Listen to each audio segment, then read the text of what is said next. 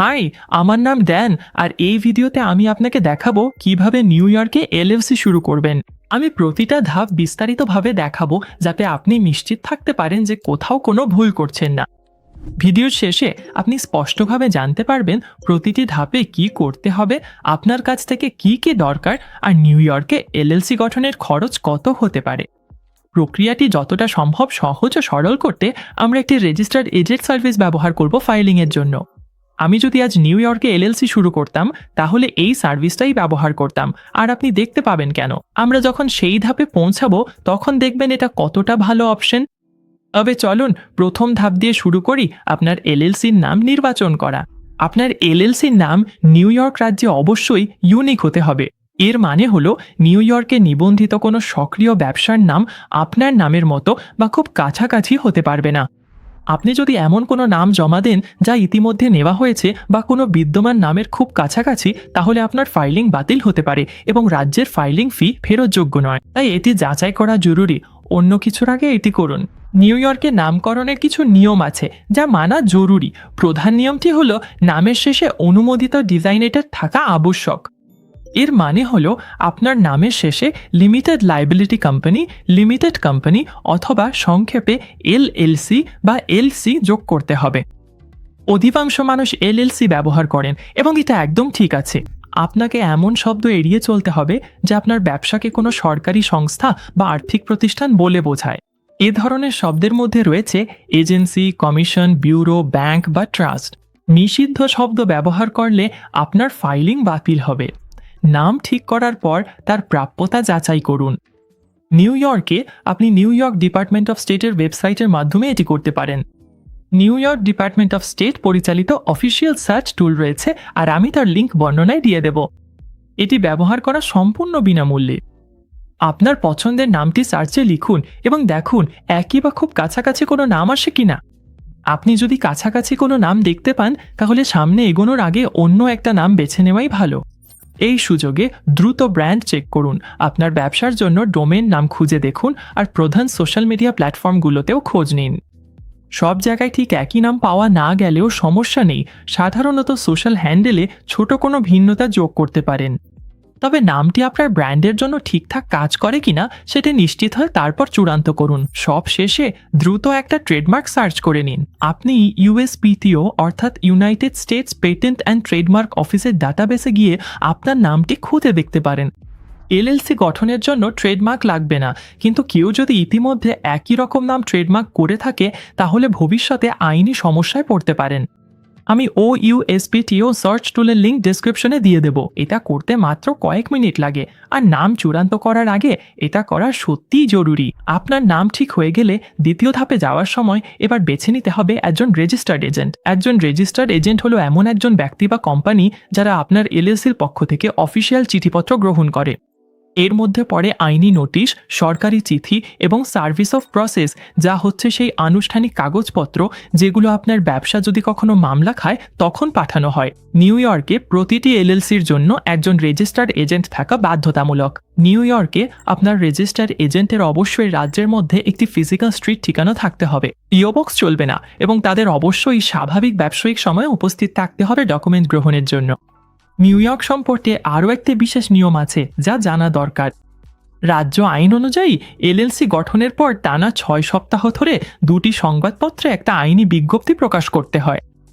আমরা ফাইলিং প্রক্রিয়ার সময় আবার এই বিষয়ে ফিরে আসব, কারণ এটি এমন একটা ক্ষেত্র যেখানে রেজিস্টার্ড এজেন্ট সত্যিই সাহায্য করতে পারে। এখানে আপনার সামনে কয়েকটি বিকল্প আছে। আপনি চাইলে নিজে রেজিস্টার্ড এজেন্ট হতে পারেন, এতে কোনো খরচ নেই, কিন্তু এর বিনিময়ে আপনার নাম ও বাড়ির ঠিকানা পাবলিক রেকর্ডে চলে যেতে পারে এবং আপনাকে ব্যক্তিগতভাবে ব্যবসায়িক সময়ে ডকুমেন্ট গ্রহণের জন্য উপস্থিত থাকতে হবে। এছাড়াও এতে ফাইল করতে আরও বেশি সময় ও পরিশ্রম লাগবে।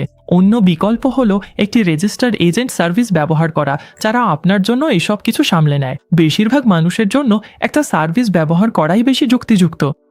এটি আপনার ব্যক্তিগত ঠিকানাকে পাবলিক রেকর্ড থেকে দূরে রাখে, আপনাকে আর কোনো ডকুমেন্ট গ্রহণের জন্য বাড়িতে থাকার চিন্তা করতে হয় না, এবং সবকিছু এক জায়গায় গোছানো থাকে।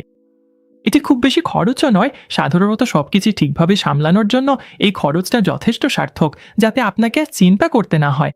আমি যে সার্ভিসটি সুপারিশ করি সেটি হলো নর্থ ওয়েস্ট রেজিস্টার্ড এজেন্ট। তাদের বেসিক প্যাকেজের দাম $39। এতে প্রথম বছরের জন্য রেজিস্টার্ড এজেন্ট সার্ভিস ফ্রি থাকে এবং তারা তাদের নিজস্ব নিউ ইয়র্ক ঠিকানা ব্যবহার করে, ফলে আপনার বাড়ির ঠিকানা পাবলিক রেকর্ডে আসে না। তাদের সাপোর্ট ইউএস ভিত্তিক, তারা আপনার মেল ডিজিটালি স্ক্যান করে এবং কখন ডেডলাইন আসছে সে ব্যাপারে আপনাকে মনে করিয়ে দেবে। আর আমরা যে পাবলিকেশন রিকোয়ারমেন্টের কথা বলছিলাম, সেটা পুরো প্রক্রিয়াটাই নর্থ ওয়েস্ট আপনার জন্য সামলাতে পারে। এবং যেহেতু তাদের অফিস অ্যালবানিতে, যা প্রকাশনার জন্য সবচেয়ে কম খরচের কাউন্টিগুলোর একটি, তাই আপনি নিজে সামলানোর তুলনায় এখানে ভালো পরিমাণ টাকা বাঁচাতে পারবেন। তৃতীয় ধাপ হলো আপনার ফরমেশন পেপারওয়ার্ক ফাইল করা। এই ধাপটাই নিউ ইয়র্ক স্টেটে অফিসিয়ালি আপনার এলএলসি তৈরি করে, আর আমি এখন নর্থ ওয়েস্ট রেজিস্টার্ড এজেন্ট ব্যবহার করে আপনাকে ধাপে ধাপে পুরো প্রক্রিয়াটা দেখাবো। এই পেজে আমার সাথে যোগ দিতে আর নর্থ ওয়েস্টের সবচেয়ে ভালো ডিল পেতে স্ক্রিনে দেওয়া লিঙ্কে যান, অথবা নিচে ডেসক্রিপশনে দেওয়া লিঙ্কে ক্লিক করেও এখানে আসতে পারেন। এই পেজে আসার পর নিউ ইয়র্ককে আপনার স্টেট হিসাবে সিলেক্ট করুন, তারপর গেট স্টার্টেড ক্লিক করুন। আপনি যদি এখনই ফাইলিং শুরু করতে প্রস্তুত না থাকেন, তাতে কোনো সমস্যা নেই। শুধু আমার সাথে ধাপে ধাপে এগিয়ে যান, আর যখন প্রস্তুত হবেন তখন আবার এই লিঙ্কে ফিরে আসতে পারবেন। আপনি যখন অর্ডার ট্যাবে যাবেন, তখন আপনার ফরমেশন সার্ভিসে কি কি অন্তর্ভুক্ত আছে সব কিছু দেখতে পাবেন। আপনি 1 বছরের জন্য free registered agent service, free business ঠিকানা ও mail scanning, free domain, website, email এবং phone line, free brand protection এবং রিনিউয়াল অ্যালার্ট ও ফাইলিং সার্ভিস এনরোলমেন্ট পাচ্ছেন। Northwest domain, website, email আর ফোন লাইনকে তাদের বিজনেস আইডেন্টিটি ফিচার বলে থাকে। এগুলো শুরু স্তরে চিরকাল ফ্রি, আর আপনার ব্যবসা বড় হলে চাইলে আপনি এগুলোর পেড ভার্সনে আপগ্রেড করতে পারবেন। এখানে এনটিটি টাইপ ইতিমধ্যেই এলএলসি সেট করা আছে, কারণ আজ আমরা সেটাই গঠন করছি। আপনি কর্পোরেশনের জন্য একটা অপশন দেখতে পাবেন, কিন্তু এখানে সেটা প্রযোজ্য নয়, তাই এলএলসি সিলেক্টেড রাখুন। এবং জুরিসডিকশনও ইতিমধ্যেই নিউ ইয়র্ক সেট করা থাকবে। নিচে স্ক্রল করলে আপনি এখানে নিউ ইয়র্ক ফাইলিং ফি দেখতে পাবেন। স্ট্যান্ডার্ড প্রসেসিংয়ের জন্য $205। এটা স্টেট ফি, নর্থ ওয়েস্টের চার্জ নয়। আপনি যেভাবেই ফাইল করুন না কেন, এই ফি আপনাকে দিতেই হবে। এমনকি আপনি যদি নিজেই নিজের রেজিস্টার্ড এজেন্ট হতে চান এবং সবকিছু নিজে সামলান, তবুও আপনাকে এই ফি নিউ ইয়র্ক স্টেটকে দিতে হবে। এবং এখানে আপনি পাবলিকেশন সার্ভিস যোগ করার একটি অপশন দেখতে পাবেন। নিউ ইয়র্কের পাবলিকেশন রিকোয়ারমেন্ট অনুযায়ী, যেমনটা আগে বলেছি, টুলটিপে ক্লিক করলে নর্থ ওয়েস্টের $375 কি কি আছে তা দেখা যাবে। এটি অতিরিক্ত খরচ মনে হলেও এলাকা ভেবে নিউ ইয়র্কে এই খরচ ভিন্ন হয় এবং নিজে করলে খরচ আরও বাড়তে পারে। নর্থ ওয়েস্টের একটা অফিস আছে অ্যালবানিতে, যা প্রকাশনার জন্য সবচেয়ে সস্তা কাউন্টিগুলোর একটি, এবং তারা পুরো প্রক্রিয়াটাই আপনার জন্য সামলে নেয়। আপনি যদি আরও বিস্তারিত জানতে চান, তাহলে আমি নিচে ডেসক্রিপশনে তাদের নিউ ইয়র্ক পাবলিকেশন পেজের লিঙ্কও দিয়ে দেব। কিন্তু সাধারণভাবে এই পদ্ধতিটাই হবে শর্ত পূরণের সবচেয়ে সহজ এবং সাশ্রয়ী উপায়গুলোর একটি। নর্থ ওয়েস্টের বেসিক প্যাকেজের দাম $39, যা আপনি স্ক্রিনের ডান পাশে দেখতে পাচ্ছেন। এটা তাদের নির্দিষ্ট সার্ভিস ফি, যা স্টেট ফির ওপর অতিরিক্ত। এখানে আপনি অন্তর্ভুক্ত অন্যান্য আইটেমগুলো দেখতে পারবেন, এবং যখন প্রস্তুত হবেন তখন কন্টিনিউ ক্লিক করুন। এখন আমরা কোম্পানি ট্যাবে আছি। এখানেই আপনি আপনার কোম্পানির নাম লিখবেন। নিচের কোম্পানি নামের ঘরে আপনার এলএলসির নাম লিখুন। আপনি লক্ষ্য করবেন এর ঠিক পাশে একটি আলাদা ডিজাইনের ড্রপডাউন রয়েছে। সবচেয়ে সাধারণ ডিজাইন এটাতে ইতিমধ্যেই নির্বাচিত আছে, তাই আমি সেটাই বেছে নেব।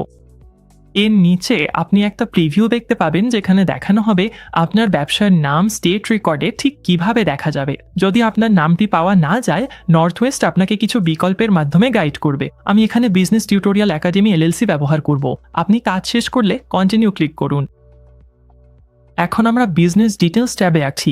এখানে আপনি একটি ব্যবসার উদ্দেশ্য ফিল্ড দেখতে পাবেন।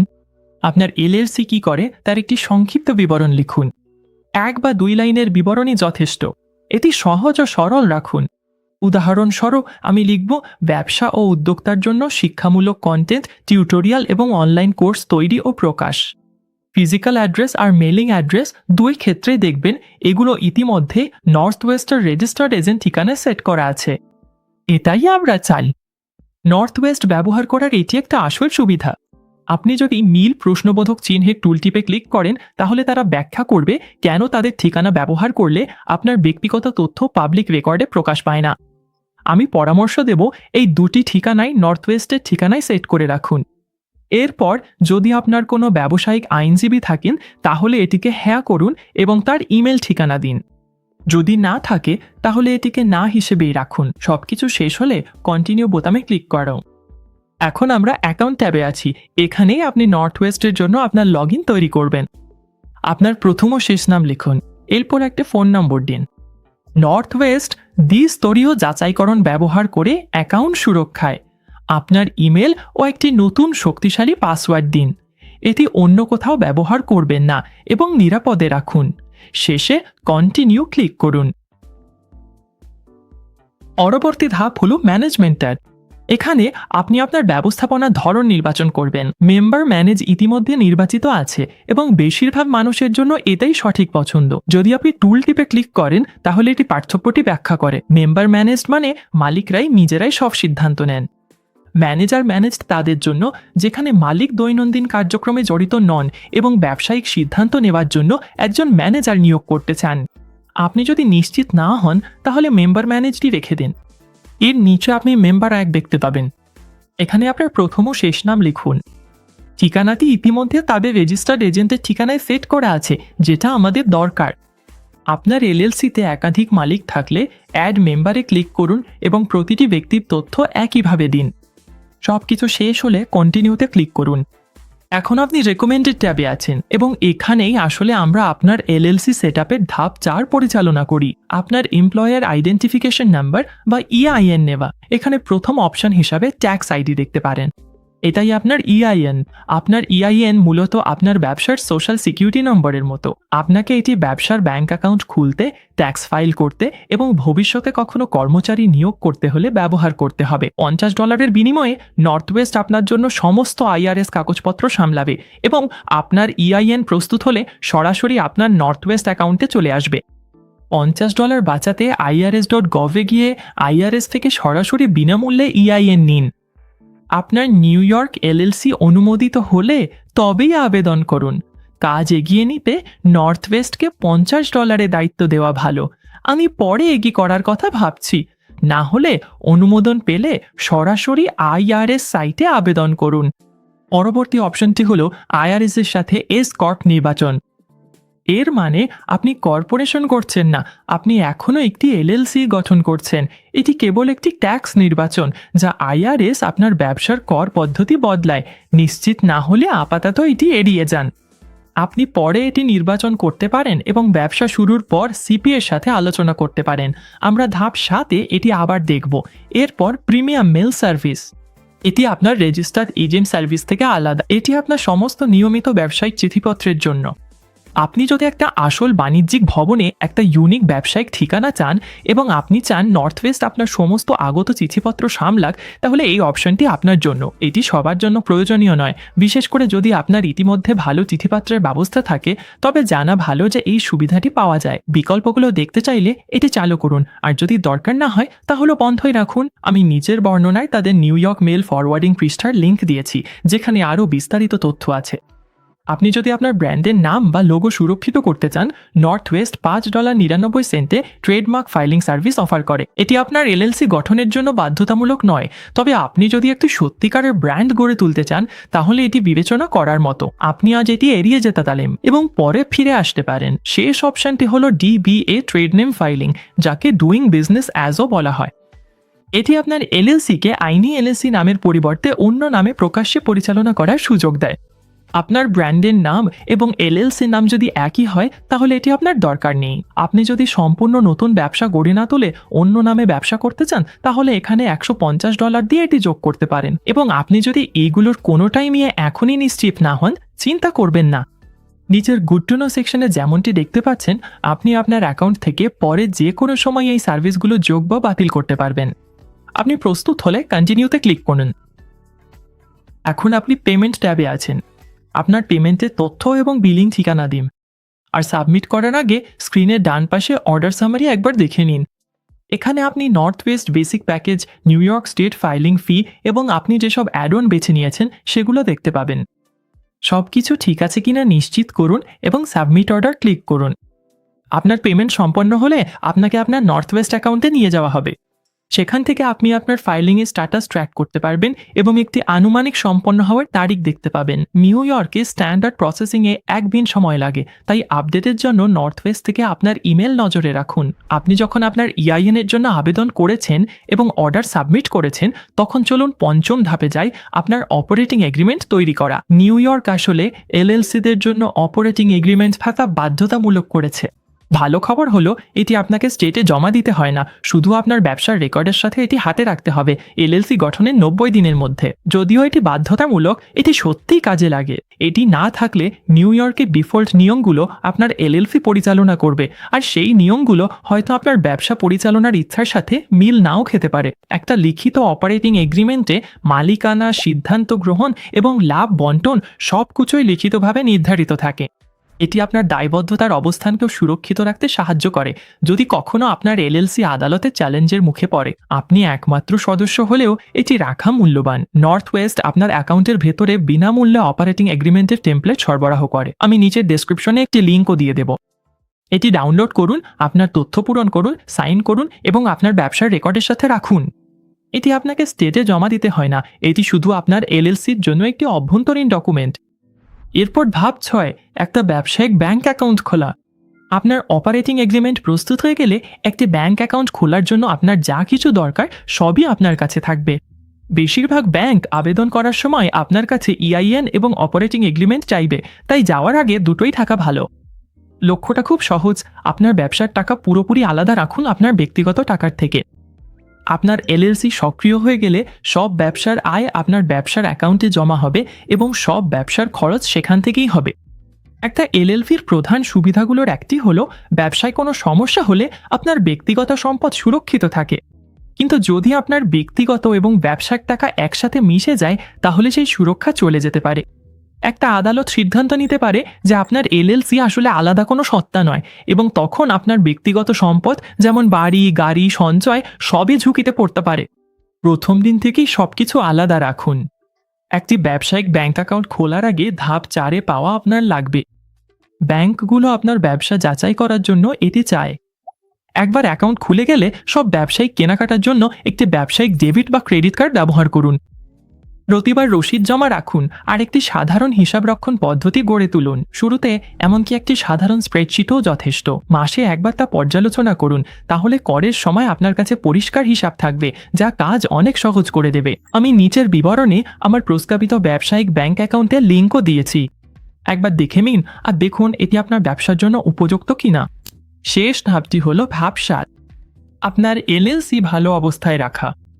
এলএলসি গঠন করা কেবল শুরু মাত্র। এমন কিছু চলমান দায়িত্ব আছে যেগুলো আপনাকে নিয়মিত পালন করতে হবে, আর প্রথম বছরও তার পরের সময়ে কি কি আসছে তা জানা থাকলে আপনি কোনোভাবে অবাক হবেন না। এখানেই নর্থ ওয়েস্ট রেজিস্টার্ড এজেন্ট ব্যবহার করলে সত্যিই উপকার পাওয়া যায়। চলুন নিউ ইয়র্কে কি কি প্রয়োজন তা আপনাকে বুঝিয়ে দিই। ভিডিওর আগের অংশে আমরা নিউ ইয়র্কের প্রকাশনা সংক্রান্ত শর্ত নিয়ে আলোচনা করেছি। শুধু মনে করিয়ে দিচ্ছি, আপনার এলএলসি অনুমোদিত হবার পর 120 দিনের মধ্যে আপনাকে এই প্রক্রিয়া সম্পন্ন করতে হবে। আপনি যদি ফাইল করার সময় নর্থ ওয়েস্টের প্রকাশনা সেবা যোগ করে থাকেন, তাহলে তারা সব কিছু আপনার জন্য সামলে নেবে। আপনি যদি ফাইল করার সময় এটি যোগ না করে থাকেন, তবুও আপনার নর্থ ওয়েস্ট অ্যাকাউন্ট থেকে এটি যোগ করতে পারেন। নিউ ইয়র্ক আপনাকে প্রতি 2 বছর অন্তর নিউ ইয়র্ক ডিপার্টমেন্ট অফ স্টেটে একটি দ্বিবার্ষিক বিবৃতি দাখিল করতে বলে। ফাইলিং ফি মাত্র $9। এটি একটা সহজ ফাইলিং, শুধু সেই ঠিকানাটি নিশ্চিত করে যেখানে রাজ্য আপনার অফিসিয়াল নোটিশ পাঠাতে পারবে। এটি প্রতি 2 বছর পর পর আপনার এলএলসির বার্ষিকীর ক্যালেন্ডার মাসে জমা দিতে হয়। নর্থ ওয়েস্ট আপনাকে এই সময়সীমাগুলোর আগে মনে করিয়ে দেবে যাতে আপনি এগুলো মিস না করেন। নিউ ইয়র্কে বার্ষিক ফাইলিং ফিও রয়েছে। প্রতি বছর new York department of taxation and finance AIT দাখিল করতে হয়। ফি টিআইয়ের ওপর নির্ভরশীল এবং আপনার মোট আয়ের ওপর ভিত্তি করে $25 থেকে $4,500 মধ্যে হতে পারে। নিউ ইয়র্ক উৎসাহ থেকে বেশিরভাগ নতুন ব্যবসার জন্য আপনি এই সীমার নিচের দিকে থাকবেন।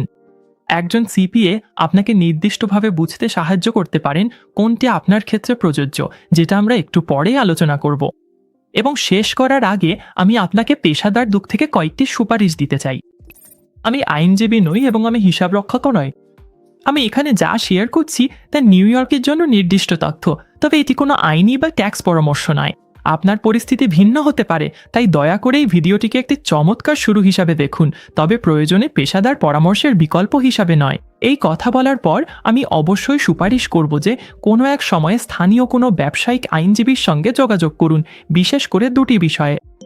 প্রথমত, আপনার ব্যবসা কী করে এবং নিউ ইয়র্কের কোথায় পরিচালিত হয় তার উপর নির্ভর করে আপনাকে স্থানীয়, রাজ্য বা ফেডারেল স্তরে নির্দিষ্ট লাইসেন্স বা পারমিট নিতে হতে পারে। একজন ব্যবসায়িক আইনজীবী আপনাকে ঠিক কোনটা আপনার ক্ষেত্রে প্রযোজ্য তা নির্ধারণ করতে সাহায্য করতে পারেন। দ্বিতীয়ত, যদি আপনি আপনার অপারেটিং এগ্রিমেন্ট নিয়ে বাড়তি আত্মবিশ্বাস চান, বিশেষ করে যদি একাধিক সদস্য থাকেন, তাহলে একজন আইনজীবীর মাধ্যমে এটি পর্যালোচনা করানো বুদ্ধিমানের কাজ। নর্থ ওয়েস্টের টেমপ্লেটটি একটি ভালো শুরু, কিন্তু একজন আইনজীবী নিশ্চিত করতে পারেন যে এটি কখনো চ্যালেঞ্জের মুখে পড়লেও টিকে থাকবে।